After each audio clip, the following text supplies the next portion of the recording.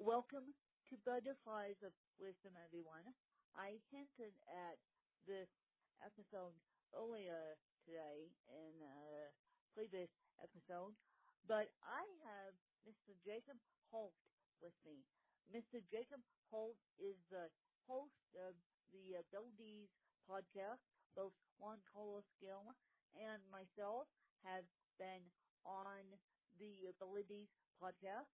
But the unique thing about Jacob Holt is he has what they call osteogenesis imperfecta, which isn't a bone disease, which means having that disease, you could break a bone in 2 seconds flat. So without further ado, I'm going to let Jacob take it away. Hi, everybody. My name is Jacob Holt. As has been said, I host Ability, a podcast from myself, produced by myself. I'm the sole producer of it. It's just me.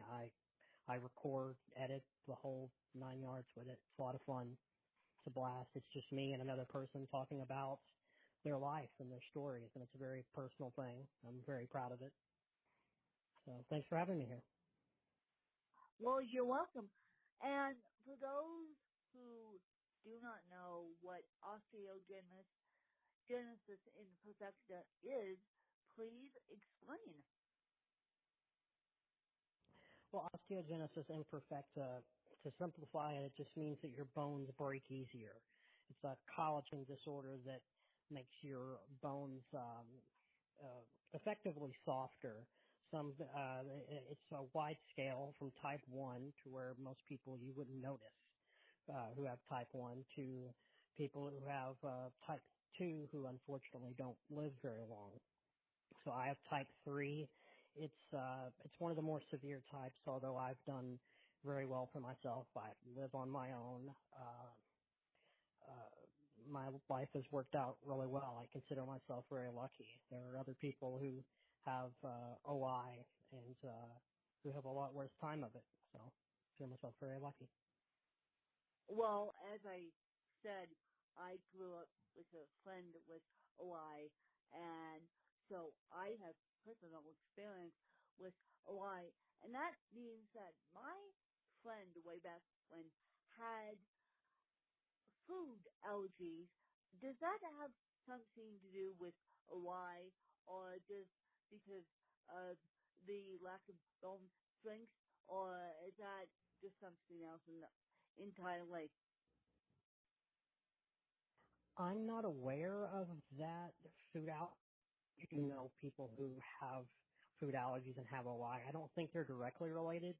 Like I have a friend with OI who is allergic to glue or allergic to adhesive. It's just one of those things. I happen to once again be very fortunate, and I'm not allergic to anything, at least that we know of. So as far as I know, that is not. There are other things that tend to come with it. Typically you have hearing loss or have less than perfect vision. So there are other things that do come with it, but typically it is usually just the bones that are softer. The bones that are softer, meaning that you don't have enough collagen in your bones to support your body weight. Yeah, that's a good way to describe it. That's why it's typically said that if you have OI, you should work hard to maintain a healthy body weight, because the heavier you are, the less fun that becomes. Well, that goes for cerebral palsy too. The heavier you are, the less fun cerebral palsy becomes too. And so, for you, how was it growing up? I know you briefly talked about this on your podcast, which is an excellent podcast, by the way. I'm not just saying it because I've been on the Ability podcast. It's a phenomenal podcast. You guys should take a listen to it. But for you growing up, you were mainstreamed. You weren't placed in special ed classes necessarily. You were mainstreamed, or were you mainstreamed but yet placed in special ed? It's a little bit of a mix of both. I went to a normal public school system. They did not send me to a special school. That was kind of on the way out when I started going to school. It's kind of a little bit of a mix. There were sometimes they didn't quite know what to do with me. Sometimes sometimes I would be with more normal students, and sometimes they would stick me with the more special ed courses. It kind of came and went for me, and ironically, I did not very well in school up until high school, where I finally got them to kind of leave me alone and not send me in special ed classes and have them not have an aide follow me around, and I actually started doing better in school. I really didn't enjoy that extra supervision. I didn't feel like I needed it. I felt like it was a bit like having a nagging parent follow you around all day at school when you're just trying to have fun with your friends and learn something. So, but no, more often than not, I was in the regular class with with students that were just in the class. If that makes sense. And now, how do you feel being out of special ed and being out of high school now? How do you feel like the special ed system is different than when we went to school? I'm not super well versed on how the special ed system has changed since I've been out of school. I don't have any siblings or anything that currently attend school or anyone to really get that perspective from. I assume that it hasn't changed much. Well, I also assume that it hasn't changed, but one thing I do know is they're sticking more and more kids in special ed with OI and CP and dyslexia and everything else. And I know just as well as you, I feel like if we mature with our able-bodied peers, we're better off. Yeah, absolutely. I think sticking you with other students like that exclusively is not helpful really for anyone. So I think it is better to make sure that students have interaction with not just able-bodied peers, but with lots of different types of people. I think that the more exposure you have and the more diversity you have, that's tremendously helpful throughout life. And so, Jacob, what is your favorite podcast to listen to if you have one and you're not too consumed in editing ability? No, I'm not too consumed. I listen to tons of podcasts. I think I'm subscribed to around 30. I don't listen to them all regularly, but I do love podcasting. That's why I started a podcast, is I loved it so much, and I was really itching for something to do, and I felt like this was something that I could do that was different. My favorite podcast is I think The Incomparable, and just that group of podcasts. The Incomparable is a podcast, but it's also kind of a network of podcasts, and all those are really great. It's kind of pop culture and nerd stuff, and I thoroughly enjoy that. It's really funny and fun and loose, and I have a blast listening to those. They even have a podcast where a bunch of them sit around and play Dungeons and Dragons, which I've never played Dungeons and Dragons before in my life.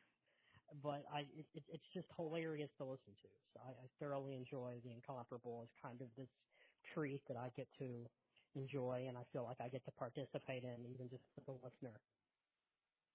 You're the third person on this podcast who's actually mentioned about Dungeons and Dragons. I interviewed a podcast host who actually plays Dungeons and Dragons and made a podcast out of it, David, on my podcast, and he talks about gnomes and he talks about Dungeons and Dragons. Up until I interviewed David, I have never heard about Dungeons and Dragons in my life. Like I said, I've never played it. Not once, not even a little bit. Like I think I have probably the littlest understanding you could have, but still know what it is. I don't listen to the podcast because it's Dungeons and Dragons. I listen to it because they're just fun to listen to because it sounds like they're having fun and they really do a good job of capturing that. So They are. They are. That's why I listen to David's podcast, because it sounds like so much fun. And content is king. People don't care about the audio per se. They care about content. And so what would be your best advice for anyone starting a podcast to say more than not? make sure that you're doing something that's at least a little bit different. I think there are lots of technology podcasts, for example. I love technology. It's something that I thoroughly enjoy, but I don't think I could add anything by doing a technology podcast. So find whatever it is that makes you, you. Find whatever that thing is, that if it was a podcast that you would listen to, that it's not being made. Ability, I made it because it was something that I would listen to. It's something that I wanted. And nobody really did it exactly the way that I wanted it to be done. You know, you can call me picky or whatever, but I thought that it was something that I wanted to do. I think that is important. Don't do a cookie cutter podcast just because everybody else has a podcast about this one topic. That's not going to take you anywhere. I definitely agree. Find your niche and stick with it. I believe, you guys, that I am the only woman with a disability doing a podcast. There's very few of us with disabilities who actually do podcasts. I know Jacob's podcast. I know mine, of course, but I don't know very few disabled podcasters. So that makes Jacob and I trendsetters, I guess. Well, unfortunately in podcasting currently there's just not a lot of diversity. There are some podcasts, but I think you will struggle to find lots of podcasts by women or by podcasts of people of color. And it really is unfortunate, and I think the community misses out, which it is getting better, slowly but surely. You know, I feel like we're working there, but currently diversity in podcasts is something that has a ways to go. I definitely agree. I definitely agree wholeheartedly. Diversity in podcast mix, but yet we're still working on it. And so, Jacob, what is your favorite audio book? I'm not asking physical books because I know you can't physically hold a book. No, I can hold a book, but yeah, I can hold a book. I don't tend to read as much as I would like. But my favorite book, just in general, I happen to listen to it on an audiobook, is Creativity Inc. It's by Ed Catmull, and he is one of the founders and executives at Pixar Animation, which is currently owned by Disney. And it's just a really great read, hearing how Pixar works through the creativity and the fun of it. It's a really fantastic read. I really love it. I'm considering listening to it again, just as we're talking about this, because I love that book just so much. I don't read much fiction because I don't really feel like I'm getting anything out of that. If I'm going to read, I feel like I want to learn something, which you could argue that I'm missing out. You would be right. But Ed Catmull's book, Creativity Inc., is just stupendous. And I'm surprised you bring that up because at the WWDC conference, which is Apple's yearly conference where they bring out all new toys for Apple, they're actually bringing Woody and the gang, which is Pixar, to the Apple Watch. So it's funny that you bring a Pixar book up, and when you talk about accessibility, Apple is one of the major players in accessibility. Yeah, Apple does a great job, and I've seen those watch faces. It's Woody, Jesse, and Buzz Lightyear from the Pixar movies. But Apple does do a stupendous job in having accessibility on their phones and their tablets and their computers, and I really love that about Apple, that they take the time to put that in their products. It's not something that you'll get a large return on investment on, but it's the right thing to do, and I really appreciate that from a company, and the largest company in the world, really, that they're willing to do that. And so, if you had to be educated by anyone, inside or outside your field, with osteogenesis imperfecta or not, who would it be and why?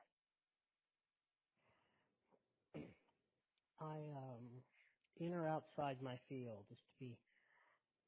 I know someone that I would just like to talk to. I can give you that. Is Rick Hansen. He did the Man in Motion tour in the 1980s, and it was a tour where he circumnavigated the world in his wheelchair, just by pushing it. He wasn't in a power chair. He was a Paralympic athlete. He did that to raise money for spinal cord research because he was a paraplegic. And I find him just kind of inspiring to hear his story and how he did that such a long time ago. That couldn't have been easy at all. So to hear that, and I would love to talk with him and see how that process went. And I've even been trying to hunt down his book, which is currently out of print. So I've been trying to hunt down and talk to him. It's really been fun to read about him. I actually learned about him through the movie St. Elmo's Fire, which has probably not been mentioned in a while. The title track for that movie is about him. So. Really? Now I have to watch that movie to figure this guy out, because he sounds fascinating. Yep, the line of the song is, "Want to be a man in motion, all I need is a pair of wheels. Take me where my future's lying, St. Elmo's Fire." I love it. I love it. I love it. I love it. And Jacob, where can people find you, and where can people find your amazing podcast? You can find the podcast at abilitypodcast.com and on iTunes, and you can also follow the podcast on Twitter at Ability Podcast, and you can follow me on Twitter at @TheJacobHolt. And yes, and Ability is in SoundCloud, correct, for those on the Android side? I do not have it on SoundCloud at this time, but it is in Google Play Music, so you can download it there on the Android side. Yeah, because unfortunately Android is a little bit slow to the game on podcasting. Android, you There gotta are think of podcasts. space. They all are podcast apps, but I can't think of any when I'm so used to Apple integrated systems that I can't think of anyone on the podcast. Someone tweet me and tell me that. So I know Stitch is on the Android side. I know Google Play is on the Android side, but I don't think they have a podcasting app. Maybe they do. I haven't researched that. Maybe someone Google Play Music. tweet Google Play Music. I keep saying Google Play. It's actually Google Play Music. You guys, maybe someone can tweet us and tell us whether Google Play Music will come out with a podcasting mobile app. I don't know when they're coming out with a podcasting mobile app. Jacob, before I let you go, I'm actually going to let you turn the mic on me again, since you did a fabulous job round one when I was on Ability's podcast and asked me 2 to 4 questions that you have been interested in asking me. Well, one thing that I think gets lost in having a disability is that we're just people. Like, we have interests that are beyond the chair or the accessibility. So I thought it'd be fun to just ask you a question that was just kind of fun. So, what's your favorite album? Oh, Jacob, another Brick in the Wall by UB40, and I have a specific song, by the way. It's We Don't Need No Education, and they're making a pun on education, and that song was actually banned in South Africa many, many years ago. It's not banned now, but that song just, it's either we don't need no education or get up, stand up for your rights. That is actually my theme song, believe it or not. Get up, stand up for your rights is actually done by the great Ziggy Marley and Bob Marley and that crew. So it's either UB40 or Bob Marley or Ziggy Marley, you name it, I like it. That's awesome. And I guess for my second one, I'll continue with that streak with what's your favorite TV show? Oh, you really get into it. What's my favorite TV show? Let's see.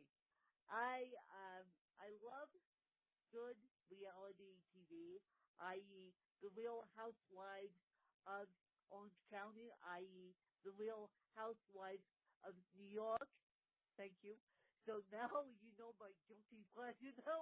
I let my guilty pleasure out of the bag, which is okay. Yeah. So when Real Housewives of New York comes on, don't bother me because I love that show very much. I tend to, like you, Jacob, listen to podcasts a little bit too much. So I don't really watch TV except for the guilty pleasure shows. I don't think I have another question for you, but I can answer those questions because I forgot to do that. My favorite album, I'm pretty sure, is What's Going On by Marvin Gaye. It's a really tremendous album. Probably my one complaint is that it's just not long enough. I would like more of that album. It's really great. And then my favorite TV show would be, it's off the air now, but House is a really great show that I absolutely loved. It had the medical drama aspect to it that has really not been replicated since that show went off the air. And I miss it all the time. It was a great show. House was syndicated. I never got a chance to watch House, but House was syndicated for so many years. And another great medical show with Document Dreamy is Grey's Anatomy. Thank you very much. Haven't caught that one in about 2 years. So Grey's Anatomy is another one of my favorites. But I'm surprised that you mentioned the House because I tend to stay away from the medical aspects just because my life is full of medical aspects and I don't want to be watching the operating room on TV. And so I'm definitely surprised that you, of all people, mentioned House because you have had so many surgeries due to osteogenesis imperfecta and due to your broken bones. That being said, before I let you go, what has been the most severe break you have gotten in your lifetime of living with this disability?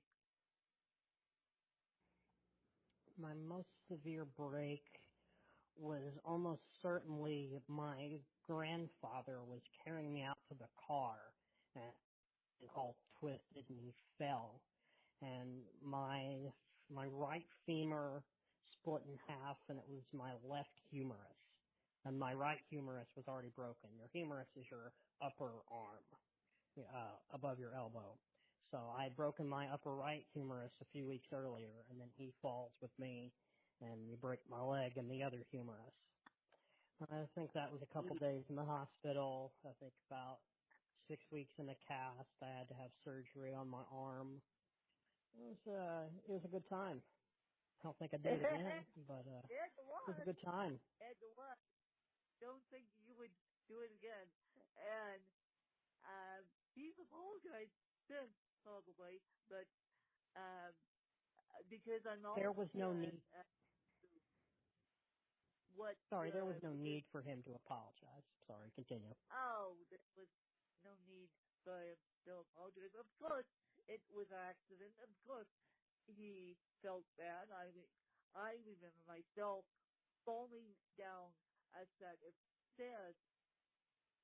And when my parents took me to the hospital, my parents started explaining what was going on and why I was in the emergency room. They said to my parents, and I'm not kidding, and this leads me to my last question to you. Have you ever had the experience of being able to understand your disability more than doctors have? Because when I broke my arm, they stopped my parents in the ER and said, let her explain it to us, because they honestly thought I was being abused. And it's like, geez, you people are taking your job a little bit too seriously. So has that ever happened to you? That's standard protocol at a children's hospital. They want the child to explain what happened, and they want the child to explain what happened multiple times to see if there's inconsistencies in the story. So for me, typically when I was a child, they'd bring in a doctor, and you'd explain what happened, and then he'd walk away. And then they'd bring in another doctor, and you'd explain what happened, and then he'd walk away. And they bring in another doctor, and and you do that 4 or 5 times for them to make sure that was what was happening, which I understand. You don't want to miss an opportunity to help a child if they're in a situation of being abused. Yes, it was aggravating. I completely understand that. But if that Yes. saved one child from having to live through that, then it's worth it for me. Then listen. And so what has been your best childhood memory despite your disability? Best childhood memory. That's a good one. It's a real good one. Best childhood memory despite my disability. I had a lot of fun. I don't know if I lived I have lived a tremendously fun life. I think it's not being stuck in this chair is not something that we should mourn over. It's not something that has to be sad. We should make the best of what we have. So my favorite childhood memory was just running around at my grandparents' house. I spent a lot of the summertime at my grandparents' house while my mother was working to pay the bills, and I would stay with my grandparents because they could take care of me without having to pay a child sitter. So I had so much fun there. We had a blast, and that was back when I did used to go outside a lot and play. Now I've spent a lot of time inside because it's hot and I can't be bothered to go outside. But you go outside and play and run around, and it was just a blast. I had so much fun, and to be a kid again. And the grass is actually soft. It probably helped your disability because you were landing on glass without necessarily worrying about breaking bones. Or is that not true? I didn't literally run. That was a metaphor. When I said run around, that was before really. I didn't have an electric wheelchair until I was in middle school. So to get around outside, my grandparents bought me one of those battery operated cars you can buy. And, I would go around in one of those and spin around, and we had a blast. Their backyard had a big hill, so I could run down it in that electric car and turn the wheel and do a spin and had a blast. So I had the electric Bobby Jeep. Eesh. Now they still have electric cars on market. There's actually a person out of Pittsburgh, I believe. I interviewed him. He's Go Baby Go, and he's adapting vehicles, those electric vehicles, to kids with disabilities now. And well, they're significantly cheaper than a power chair, and it's a good start. Yeah. Absolutely. Yeah, it's a great start. They're significantly cheaper than a power chair and a lot more fun. Thank you very much. So, Jacob, this has been a fabulous interview. I knew it would be. But again, you guys, you have to go check out Ability Podcast. Check out all the fabulous interviews, including Juan Colos and myself on Jacob's podcast. He's a fabulous interviewer. And if people want to be on your podcast and want to share their stories on your podcast, how would they do that, Jacob? You could shoot me an email at abilitypodcast@gmail.com.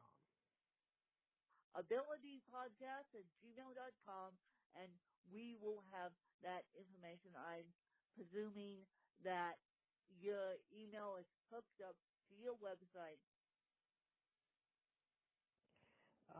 Yes, there is a contact form on there, yes.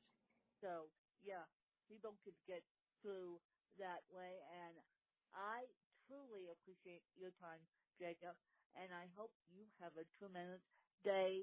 You guys, this podcast has been sponsored by Kitta, Kitte, or Kitta is a desktop Twitter app for Twitter, and you or they can compose the tweet. And what's cool about Kitta is they put the trending hashtag with it, so you guys don't get lost in the heap.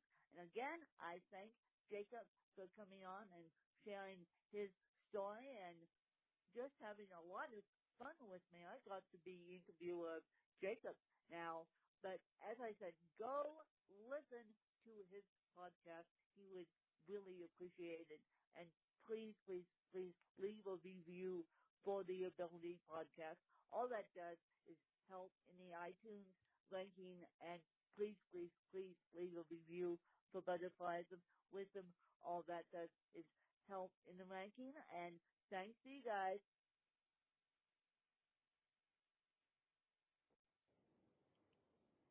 If you're not having fun in a power chair, you're not doing it right.